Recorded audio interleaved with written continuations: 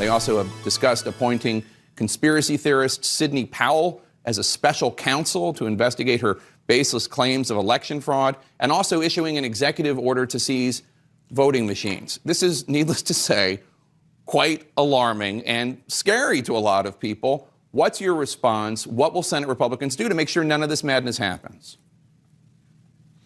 Well, it's not going to happen. That's going nowhere. And I understand the president is casting about, trying to find some way to have a different result than the one that was delivered by the American people.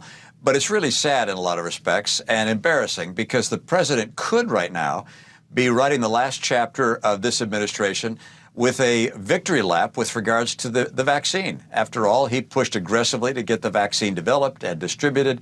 That's happening on a quick time frame.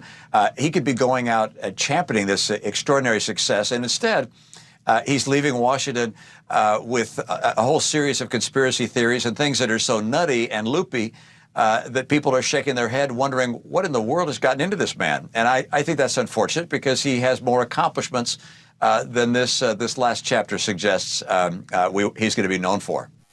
Good old Mitt Romney, who's now become the sane voice of the Republican Party.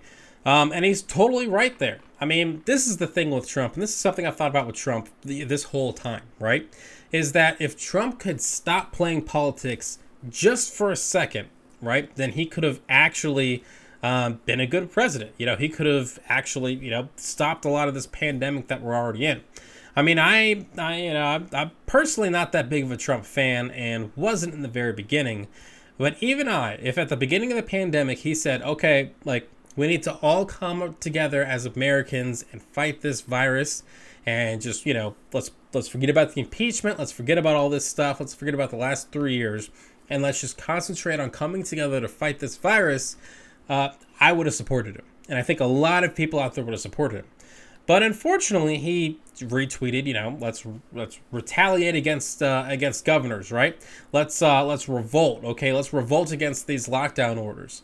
And let's say masks don't work, okay? Let's make, say he said he wasn't even going to wear a mask, and suggested injecting stuff to kill the virus, right? The reason why Trump lost in 2020 is because of himself, because he can't get out of his own way. And even now, after the election, when he should be talking about how he has, the president that was able to get this vaccine out in record time compared to any other vaccine in the history of science, right? In the history of medicine. But instead, he's going on about these ridiculous fraud claims, right? I mean, there are deaths from the coronavirus just, I believe, past 300,000 deaths in the United States, right? We just had the deadliest year in modern American history. And actually, let me stretch that. We've had the deadliest year in the history of the United States, modern or otherwise, right? And instead of touting this vaccine and taking credit for it, Trump is just consumed with bullshit. And so the thing that has really, in a way, stopped Trump from being a good president is going to end up, kind of making him look even worse for history. But hey, if you haven't already, go ahead and subscribe to Citizen Pete. I'd very much appreciate it. Thanks so much for watching my video, and check out some more. Hey, what's going on, everyone? Thank you so much for watching Citizen Pete. I really appreciate it. If you haven't already, click that little subscribe button, maybe the like button, and hey, maybe just leave a comment. I want to know what you're thinking. What do you think about all the politics and news and all the stuff that's going on in our country?